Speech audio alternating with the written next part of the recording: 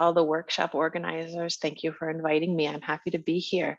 So I'll be talking about deep learning for white matter parcellation.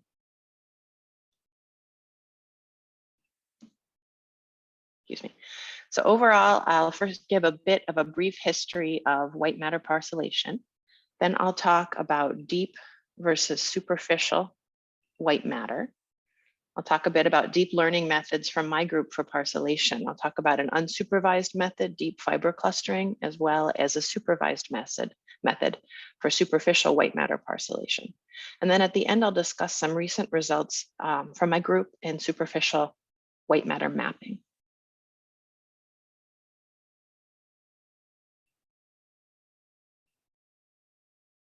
So tractography was proposed in 1998 and 1999 in the diffusion MRI field, as you can see a bunch of citations on the bottom there. But it really was originally proposed in 1992 in the form of hyperstreamlines. And these are a method for visualizing stress tensor fields. You can see on the right an image that's a visualization of a stress tensor field where there's a point load at the red cone at the top, and these hyperstreamlines visualize tensor fields. And they can visualize the cross section, actually can visualize the cross section of the tensor. So the two can be scaled by the two eigenvalues in the cross section. So it's interesting to point that out because we don't always realize that visualization had such an important part in tractography, in the visualization field. So what is white matter tractography parcellation? These are basically a category of computational methods that enable quantification, visualization, and neuroscientific and neuroanatomical studies of the brain's white matter in health and disease. Multiple methods have been proposed, including ROI, region of interest selection, streamlined clustering, and deep learning methods, which are more recent. And most of the methods so far focus on the deep white matter, and few methods can parcellate the superficial white matter. And on the right, you see an image of an example parcellation of selected fiber tracts identified from deep white matter. So the history of this, the first parcellations were basically done using regions of interest, identified tractography that was of interest to view. And this citation here on the bottom, this image is from a review in 2002. And so until then, primarily people had used regions of interest to interactively select tracts that they were interested in. Then some methods began to think about a connectivity matrix where all pairwise regions of interest on the cortex are used. This is the first one that I know of, which is from 2002. This is from a PhD thesis at MIT, Diffusion MRI of complex tissue structure by Dave Tuck. And he had this very cool image on the right in his thesis describing the connectivity between different cortical regions. This is sort of the predecessor to the connectome matrix. And back then he was only able to study part of the brain, not the entire cortex to cortex connectivity matrix. And then methods were introduced for fiber clustering parcellation of diffusion MRI tractography. So the first fiber clustering that I'm aware of was published in 2003, and you can see some results here. You can see on the left, their input data was this, what looks like a tiny little fiber tract to us now for parcellation. And on the right, you can see they managed to cluster this into 4 different parts. So this is the initial paper that suggested that clustering would be of interest to look at parcellation of white matter tractography. This is work from my thesis when I was a graduate student at MIT years ago, and I proposed in 2005 to do fiber clustering in a population. So the purpose of this was to try to find corresponding fiber clusters and corresponding tracts across multiple subjects to enable their study in a population. And this used spectral embedding, which is basically an old-fashioned machine learning technique that still works, but is much slower than current deep learning. And I proposed a method for automated identification of fiber tracts with publications in 2006 and 2007, which now seems like a very long time ago. And you can see on the left that the corpus callosum from single tensor tractography could be automatically segmented. You can also see that the quality of the tractography is much lower than what we're able to get today with modern tractography methods and modern diffusion MRI data. And we did some interesting things back then. One of the figures in the paper showed multiple subregions of the cingulum as evidenced by clustering of single tensor tractography. So things like that were interesting. We could explore the anatomy. And data sets were much smaller. And so now I'd say we're in an era of white matter parcellation success. Starting in about 2018, there were lots of publications advertising successful white matter parcellation. On the left, there's the tract seg method that segments voxels where tracts are located, and then they're able to do tractography in those regions quite nicely.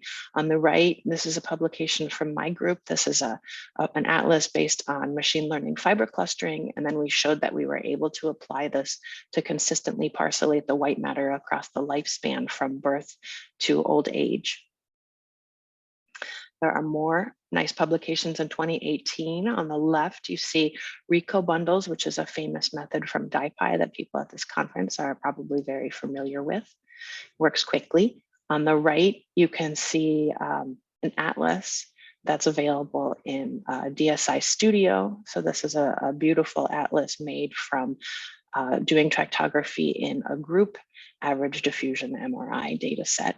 So a different strategy, but also different strategies than some of the previous strategies, which might use individual subject tractography.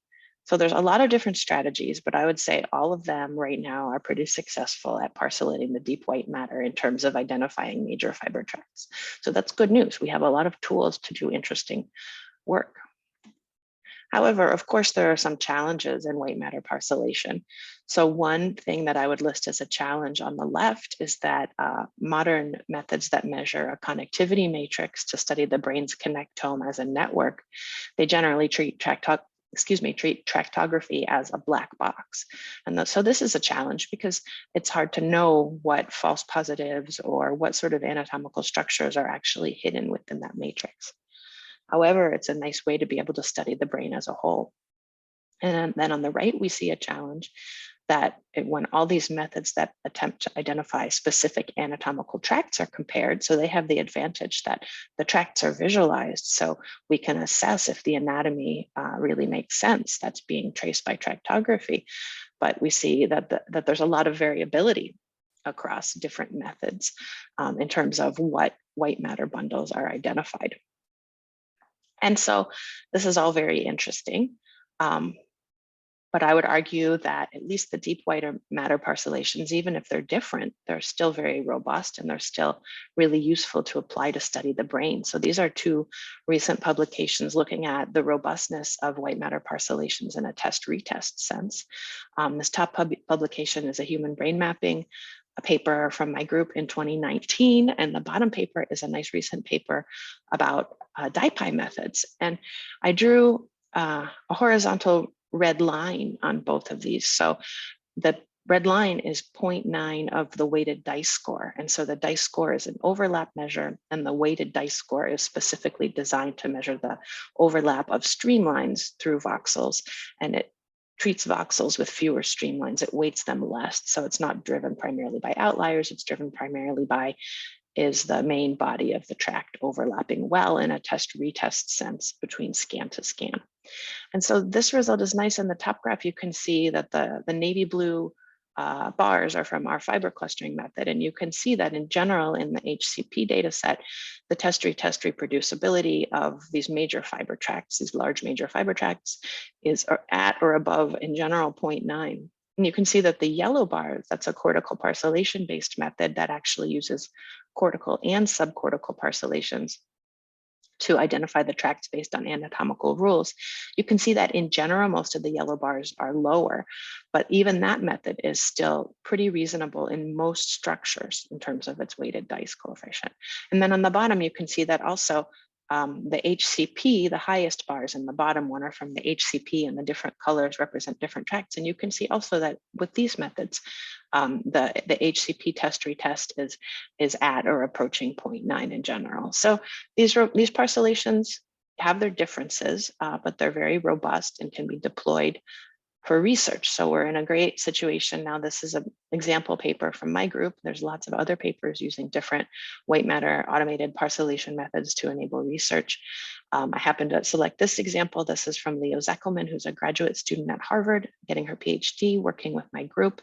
And she's basically found that the microstructure of association tracts can significantly influence performance on a semantic memory assessment. So this is interesting because we can start getting into things like how do the tracts work? What do they affect in terms of how our brain works, or how it performs, or how our memory works, how our speech works. And so this is related to language. So it's not surprising that the majority of the tracts that were found to influence this assessment are in the left hemisphere, because language is generally left lateralized. And so another thing that these modern parcellation methods are enabling is study of even larger data sets. I have an R01 right now as a multiple PI with Yogesh Rathi, whose picture you see in the lower left. And I mention this because this data set's going to be available and people might be interested. So what we've done, what we're funded to do in our NIH grant, is take the ABCD study, which is the adolescent brain cognitive development study. Right now, it's a lot of scans, almost 10,000 scans of 10 and 11-year-olds. And so on the Amazon cloud computing, we've run successful tract identification to identify 99.9% of the major tracts in all of these subjects. And prior to doing that, we used Yogesh's method and Suhaila's method, she's down there on the left, their method for data harmonization. So the cool thing about this from the diffusion MRI sense is that with the data harmonization, we have tried to remove differences across sites, because scanner-specific differences can really decrease the power of this type of study. We don't want to have bias toward individual scanners. So after doing this data harmonization and the automated parcellation, this graph on the right is basically showing that the FA values measured from the parcellation become closer to the reference site. So there is reduced scanner-specific bias, and the data set can be studied pooled, in sort of a naive pooling without having to do any more correction for sites. And so all that data will be released soon. We're working with the NDA, which is the NIMH data archive. So that's where the NIH has a lot of basically open data. We're working with them to get that uploaded along with the visualization tool we're developing for this data. So soon, depending on their timescale, soon this data, it's already been processed. Soon the data should be available to everyone if you want to analyze a large harmonized data set. And we'll be moving on to other data sets afterwards. So if you're interested in timescales, you can reach out to me and we can let you know. So back to the main point of my talk, we're done with the history and sort of the current day of white matter parcellation. The new thing that I'm talking about is deep learning parcellations. So there are two main categories here. There are supervised parcellations, and their strength is that they can train on existing white matter parcellations or atlases, and that can leverage a lot of anatomical curation and anything you would like to do to make your database really nice before training on it. So that's sort of the supervised method category, and why you would want to create a supervised method. And then on the right, we have examples of unsupervised methods. So unsupervised methods are interesting basically to explore the anatomy if it isn't well understood. They're of interest to create templates, create new parcellations, and potentially to improve parcellation quality. And as you can see, there aren't that many papers out yet for deep learning white matter parcellation. My students and I tried to do a comprehensive literature search here, but it's possible some citations are missed, of course. But in general, you can get the sense that there have been more supervised methods proposed so far than unsupervised methods.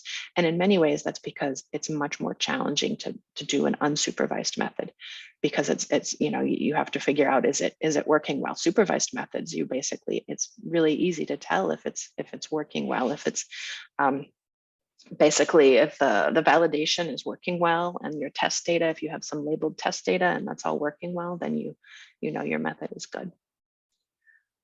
So it's an exciting time. We have these new deep learning methods that can be faster and potentially much more successful and incorporate more information into the parcellation. And we have all of these methods that work well for the deep white matter that are already being deployed in large data sets and used to study the brain and health and disease and for neurosurgical planning. So is white matter parcellation solved? I think is a good question to ask at this point. And my answer is sort of an emphatic no.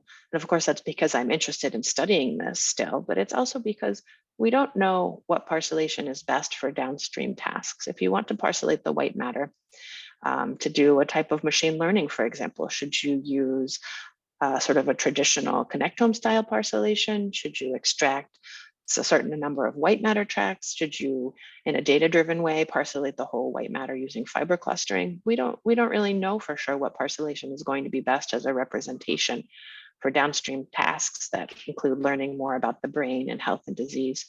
We also don't know how best to represent streamlines for learning, for deep learning. Almost each one of those methods on the previous slide that I showed, almost every method proposed a different input representation because streamlines are a challenging data type. They are, polylines, their trajectories in 3D. There's ways to embed them. People have proposed representing them using sort of a spherical coordinate system, lots of representing them as images, lots of things depending on what type of network you'd like to deploy. So that's an open question. And then finally, most research to date focuses only on the major deep white matter tracts for the most part. And this is only about 1/3 of the white matter volume. So we're really ignoring a lot of the white matter when we focus only on the deep white matter tracts. And this is a really nice paper down here on the bottom, which is a review by Miguel Guevara on diffusion MRI analysis methods and applications specifically for superficial white matter that came out in May 2020. You see a picture from that paper there on the bottom. Okay, so I will talk a little bit now about deep versus superficial white matter, provide some interesting information about that before I get into the meat of the deep learning methods. So the deep white matter anatomy is reasonably known. We have multiple methods that can basically automatically extract the deep white matter anatomy. It's reasonably agreed on. There are certainly lots of neuroanatomical questions. None of these things are perfect, but in comparison to the superficial white matter, it's reasonably known in humans. Neuroanatomy research is primarily focused on the deep white matter. So there's a quote from a paper by Oishi et al. In Neuroimage 2008 that was one of the first papers to study the superficial white matter using diffusion MRI. And they said white matter has been structurally defined in the past only at its core regions, which is the deep white matter. And on the right, you see an example of a tracer injection in rhesus macaque. And this is an injection to the motor cortex.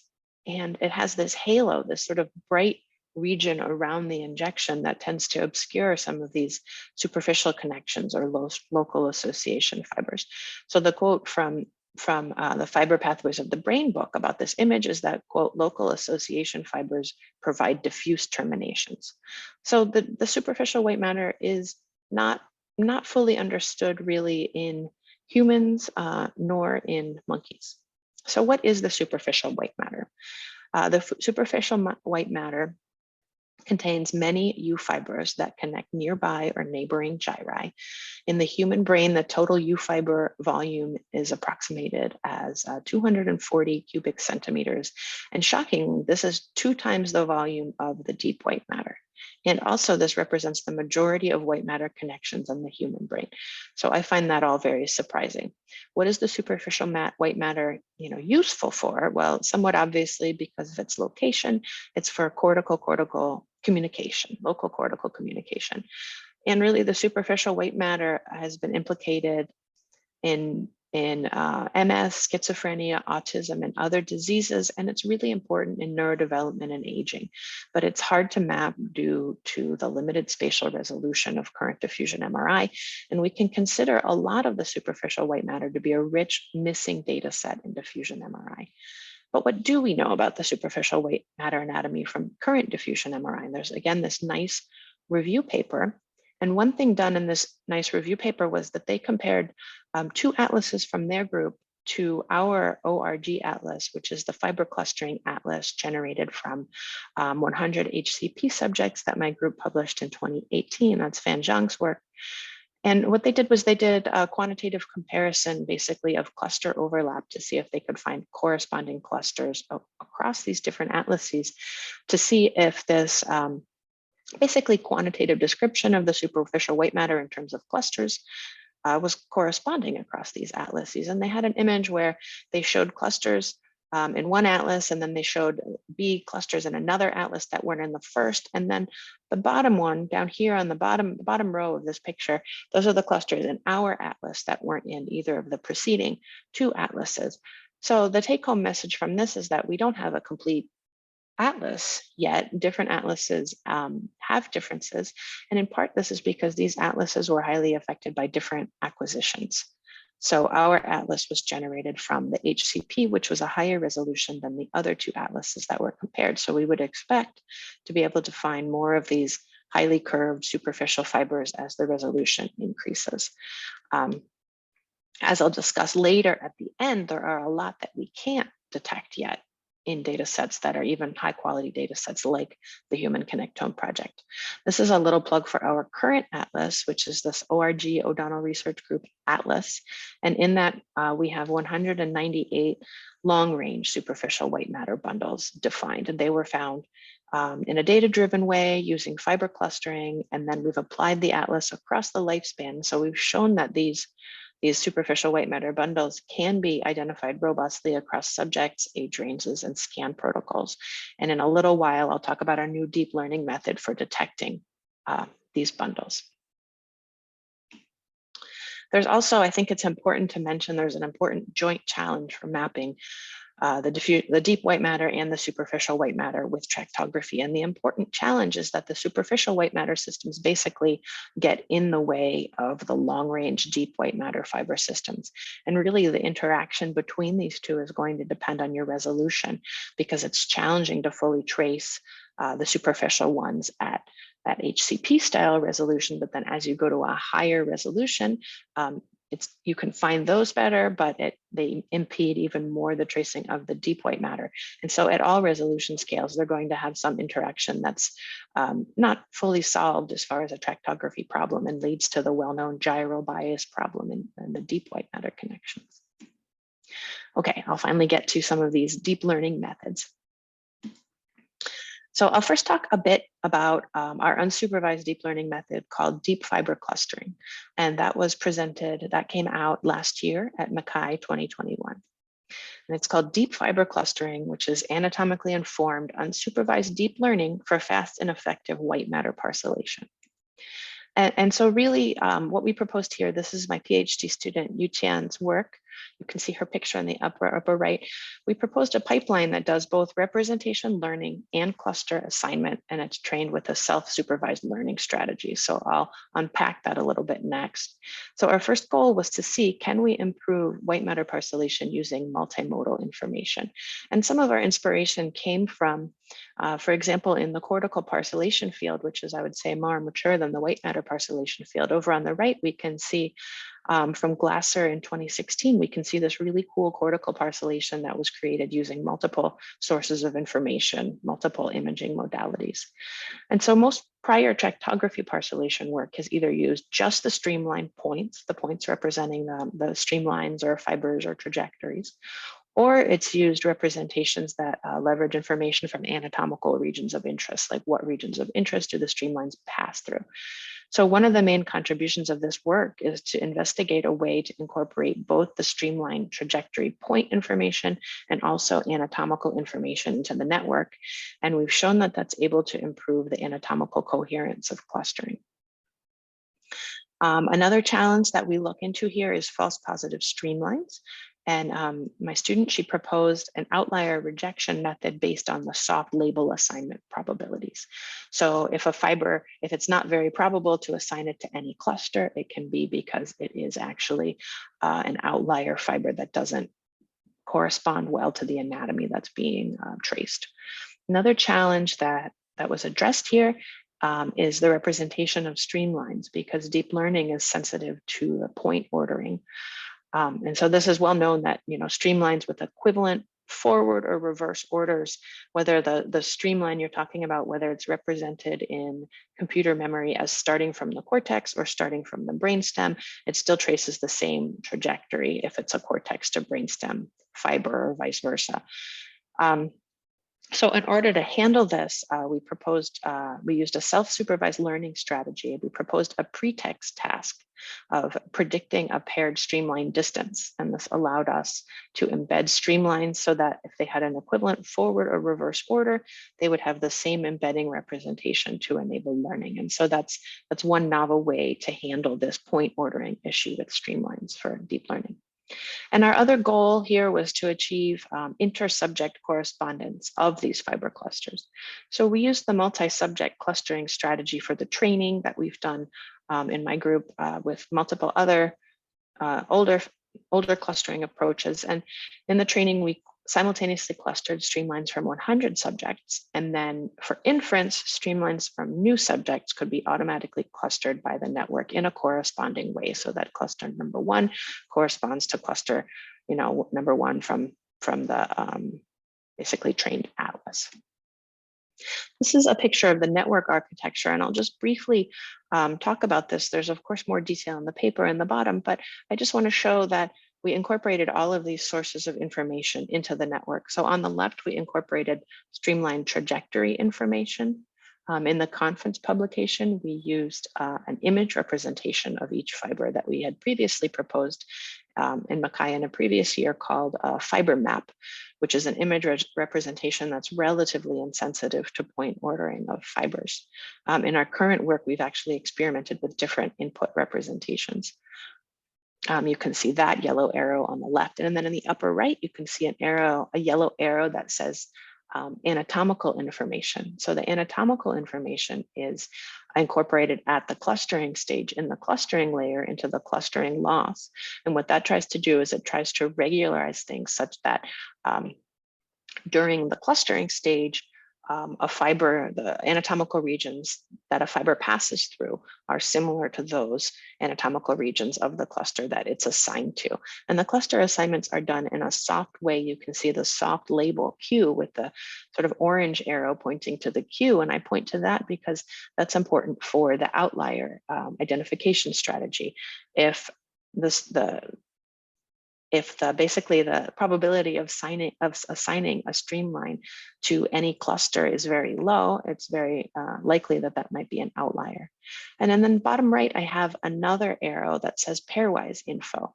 So this is our pretext task of predicting fiber distance, and you can see LP is the loss for this pretext task. And what that does is that tries to have the embedding distance the embedded representation of each fiber, have that embedding distance be similar to the fiber distance, which is one of the well-known pairwise fiber distances from the literature.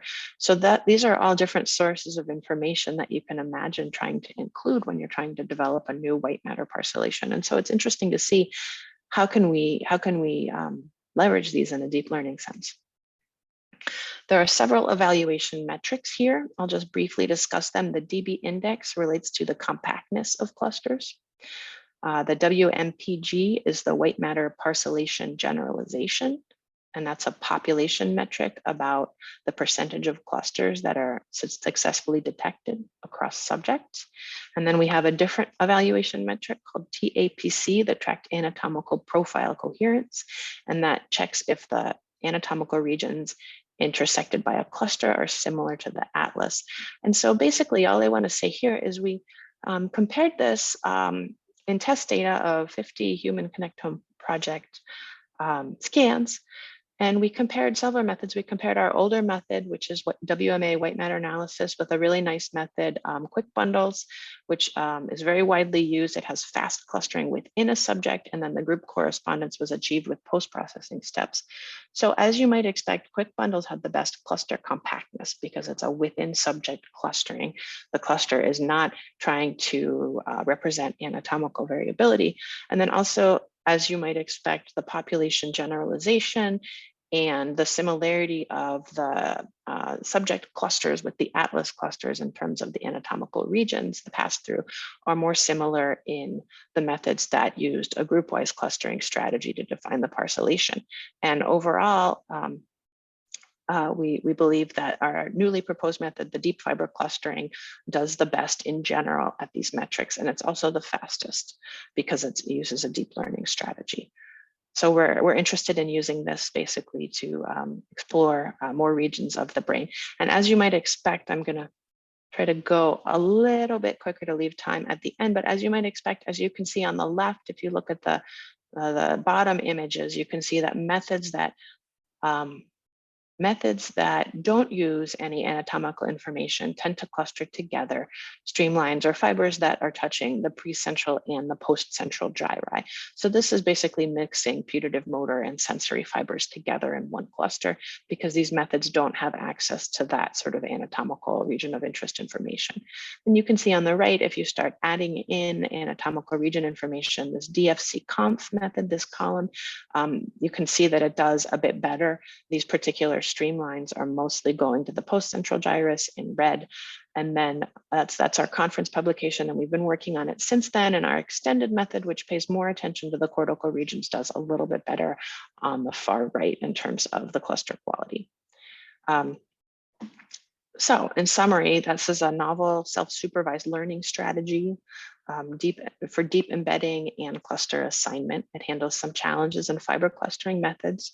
And according to the metrics, it shows superior performance compared to several state-of-the-art methods. So that was our method that we recently proposed for unsupervised deep learning white matter parcellation. Now I'm going to talk about what I think I was mainly invited to talk about, because this is an interesting method that focuses on the superficial white matter.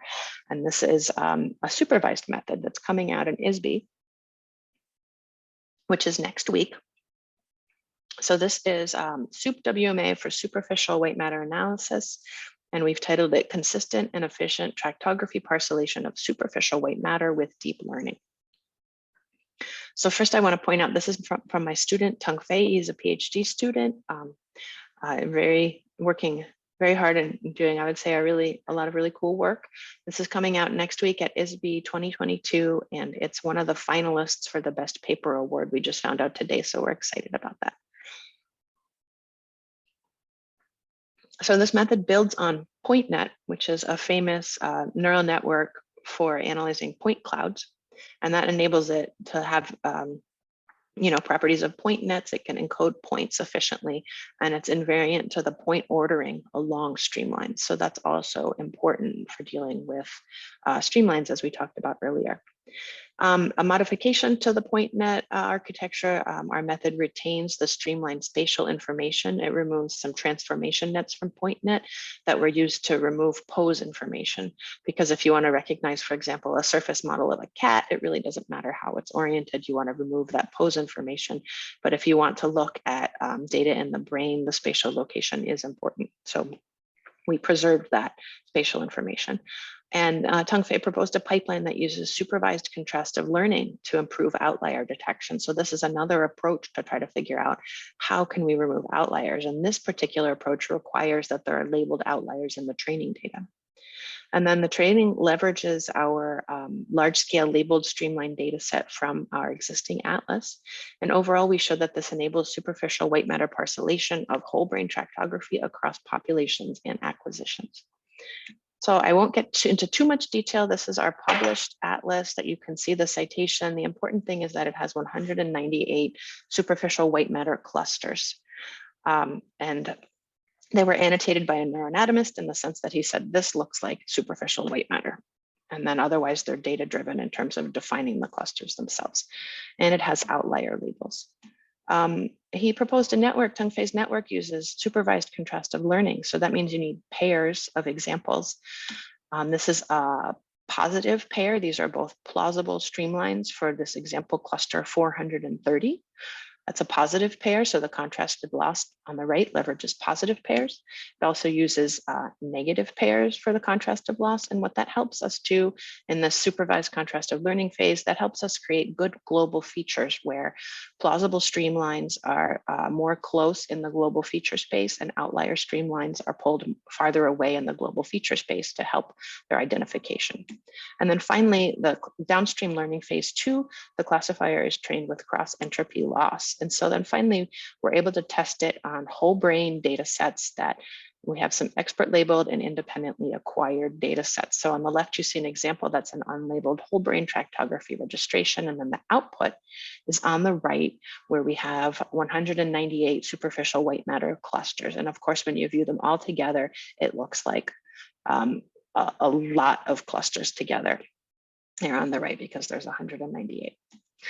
So the five-fold cross validation was done to compare different methods. Our previous deep learning method, DeepWMA, a nice deep learning method that was proposed in TMI in 2019.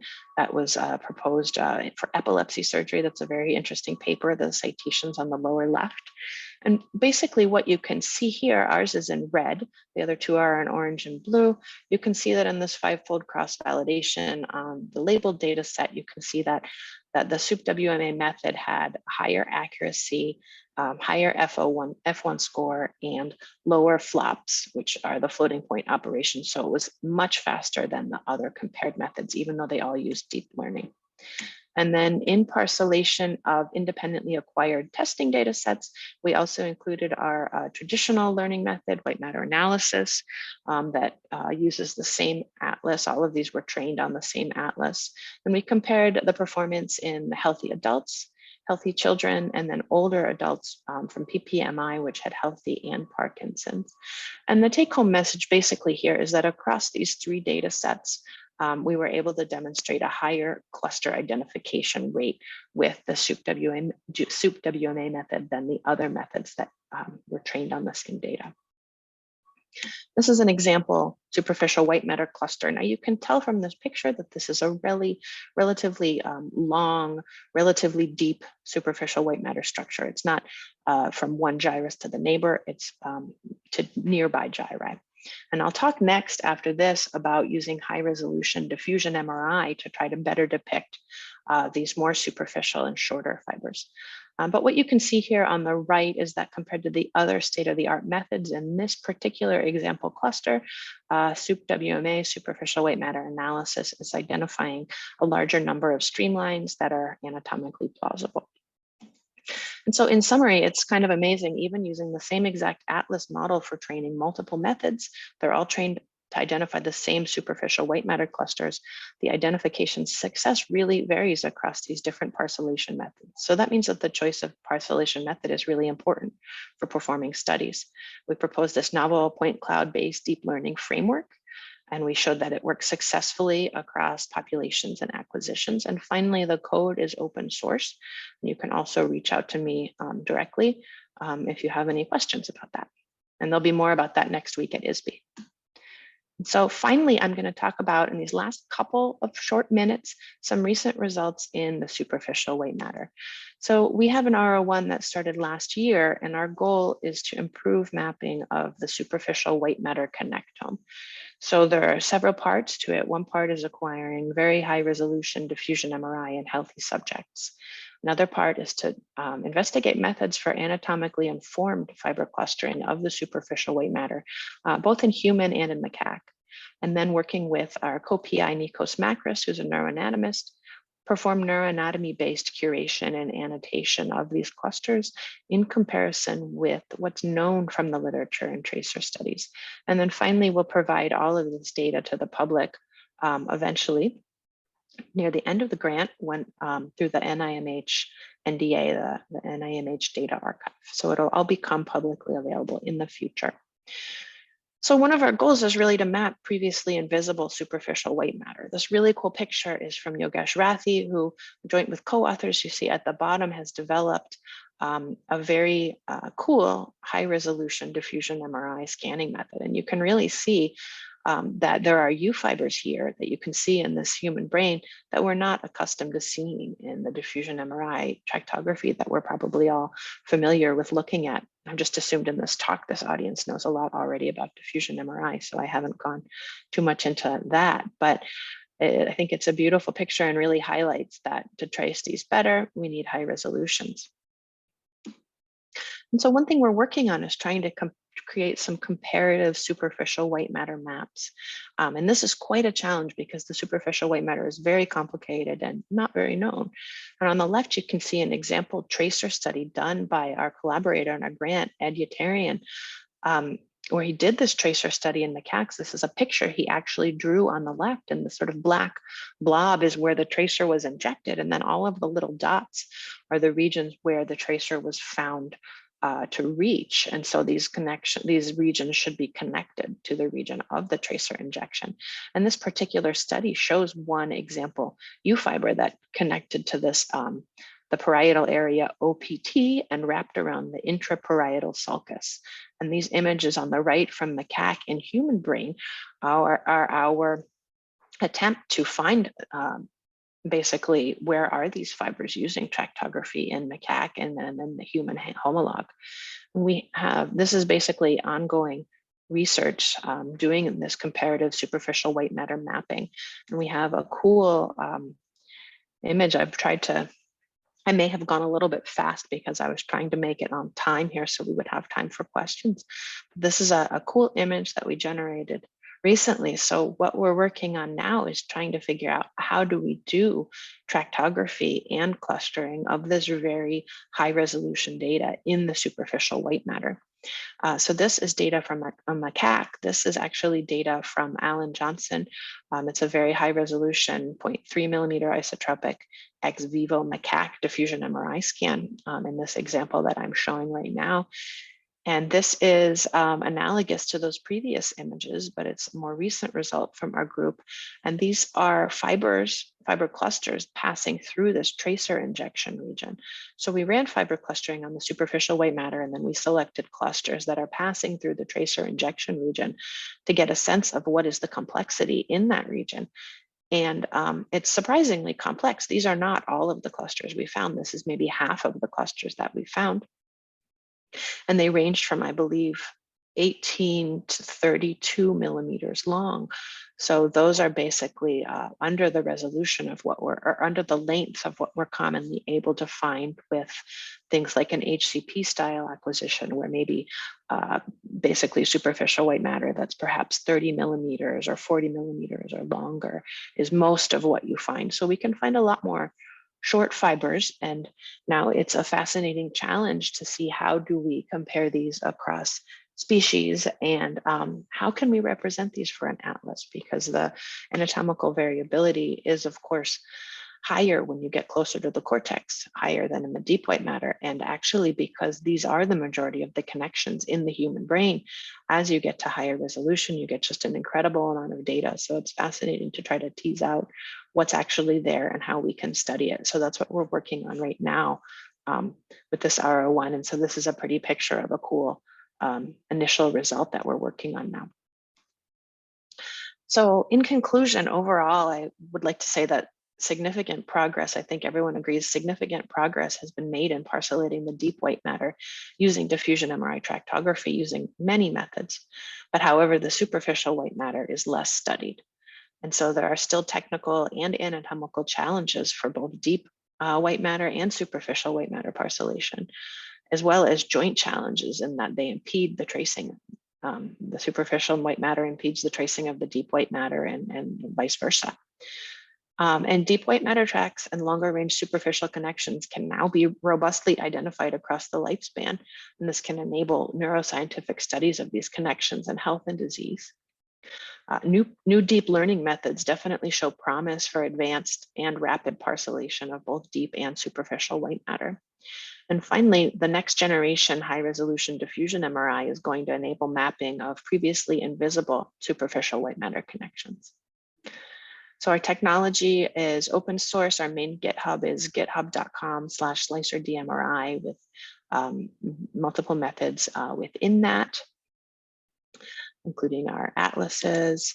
And I'd like to thank everybody, the Dipy workshop organizers, all of the collaborators on our grants, especially students and postdocs now and previously who helped with this work. So thank you very much. I'm happy to take questions.